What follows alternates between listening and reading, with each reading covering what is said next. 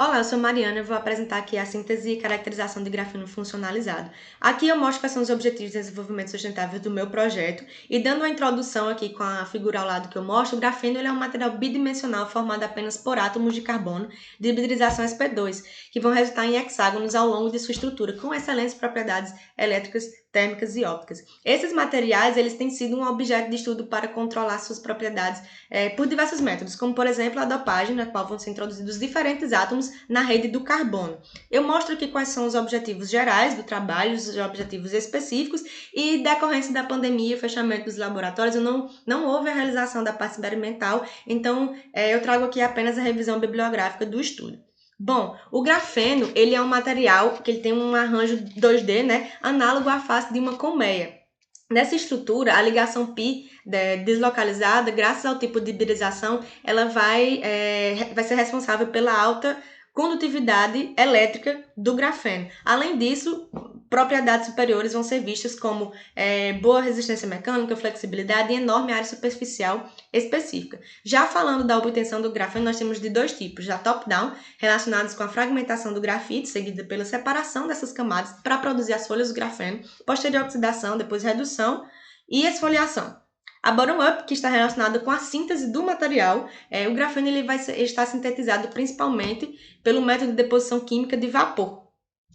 O óxido de grafeno ele pode ser visto como sendo uma folha de grafeno com vários grupos funcionais oxigenados, como eu mostro aqui ao lado, ligados covalentemente na sua superfície, os quais vão ser responsáveis pela hidrofilicidade do material.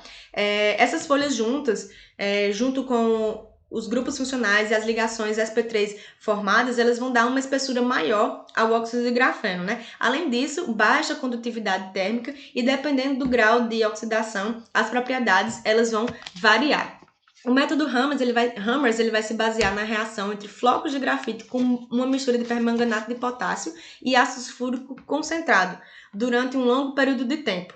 Quando o grafeno é oxidado, ele vai apresentar grupos carboxílicos em sua superfície, em suas extremidades, e grupos epóxi e hidróxido em sua superfície. Então, a introdução desses grupos nas camadas do grafite vai ocasionar a esfoliação monocamada do grafeno, pelo enfraquecimento das ligações van der Waals. E durante a oxidação, podem ser introduzidos alguns defeitos, os quais eles não vão ser removidos totalmente na posterior redução, o que vai alterar aí a mobilidade eletrônica do grafeno.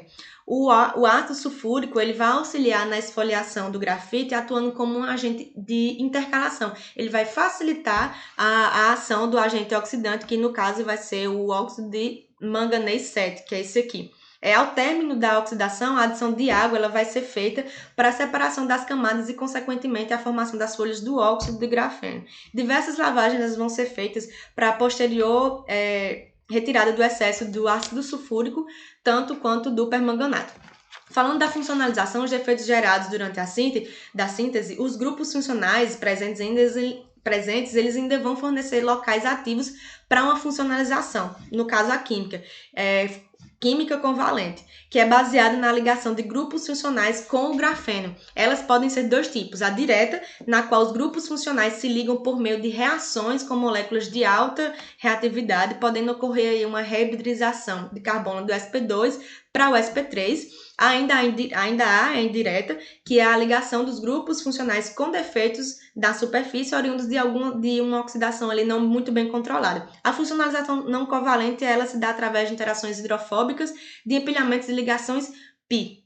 Já falando da dopagem do nitrogênio, a introdução do nitrogênio na estrutura química do material de carbono ela vai alterar as suas propriedades e vai variar conforme a quantidade de nitrogênio e o tipo de ligação feita entre o nitrogênio e o carbono. A principal forma de síntese é a in situ, né, que é pelo processo, o carbono dopado com nitrogênio, ele vai estar ali, vai ser através da carbonização de precursores ricos de nitrogênio dopante. E a incorporação é feita homogeneamente na matriz do carbono de forma controlada. E diferentes tipos de ligações entre o nitrogênio e o carbono vai dar diferentes tipos de propriedades. A dopagem com nitrogênio rico em elétrons, ela vai modificar a estrutura das bandas de material, e esses vão ficar mais estáveis. O aumento da densidade de elétrons, ela vai elevar o nível de Fermi. O óxido de grafeno reduzido, ao contrário do grafeno, que possui carbonos sp2 conjugados em sua estrutura, o óxido de grafeno ele vai possuir a sua superfície repleta de grupos funcionais covalentemente ligados e defeitos na estrutura, o que vai acabar interrompendo a conjugação, fazendo ali surgir domínios com carbonos sp3 e vai diminuir a condutividade elétrica. Com o intuito de contornar esse problema, vai ser feita a redução do óxido de grafeno para o óxido de grafeno reduzido. Vale ressaltar aí que por mais que o óxido de grafeno seja reduzido, nunca vai se obter uma amostra de óxido de grafeno reduzido que tenha as propriedades parecidas ou iguais com o grafeno primordial. A redução térmica, na redução térmica tem um mecanismo complicado devido a estágios consecutivos de evaporação da água. A temperatura de aquecimento vai desempenhar um papel importante na remoção dos átomos.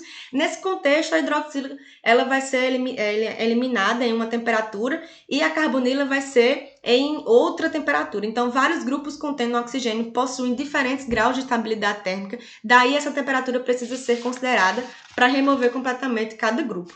E a redução hidrotérmica, usando a solução de amônia como precursor de nitrogênio, é um processo simples, sabe? O óxido de grafite mais uma fonte de nitrogênio em condições operacionais e de reação mistura o óxido de grafeno e o precursor de nitrogênio. Esse processo vai ter pressões elevadas, permitindo que o solvente ele se mantenha em um estado líquido de temperatura alta, aumentando a sua solubilidade do precursor ainda amorfo.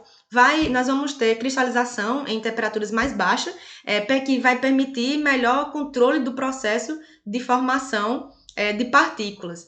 De acordo com os estudos anteriores, a dopagem química com nitrogênio, chamada de N-dopagem, via tratamento endotérmico, ela é influenciada pela temperatura e pelo tempo de dopagem. Conforme a temperatura de dopagem aumenta, cada tipo de ligação de nitrogênio pode apresentar tendências diferentes. Aqui eu apresento referências bibliográficas e eu agradeço também à CNPq pela bolsa do PIBIC e à professora Fabiana Fim. Muito obrigada!